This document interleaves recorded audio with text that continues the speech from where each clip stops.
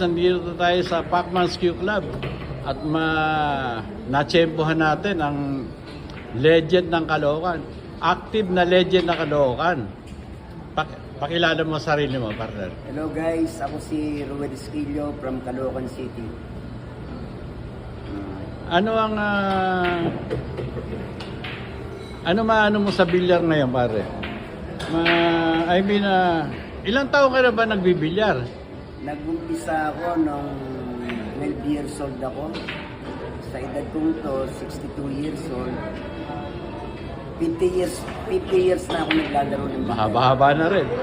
Pag inano mo yun, pare, sinimplified mo kalahating dekada. Oo, kalahating dekada. Oo. Paano mo i-categorize yung sarili mo? Noon at ngayon? Nung araw kasi ako, kahit kanino laban ako eh. Malakas ang fighting spirit ko, pero hanggang ngayon, dalidad ako pa rin yun. Kahit saan ako magpunta, fighting spirit na nang nagdadala sa akin. Ewan ko, pag inabot na ako ng madaling araw, bumibigay na rin ang katawan. Ngayon? Ano yung mga career highlights mo sa paglalaro mo ng bilyar? Ako, nung natatandaan ko, 1994, All Japan Championship. Muntik na ako mag-final noon, nasa iwan lang ako ni Takeshi Okumura.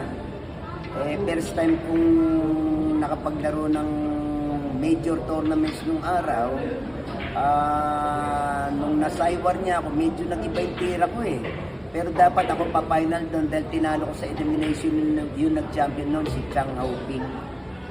Tapos, 1997, nakuha ko naman yung Japan Open Champion. Almost 700 players ang kasali.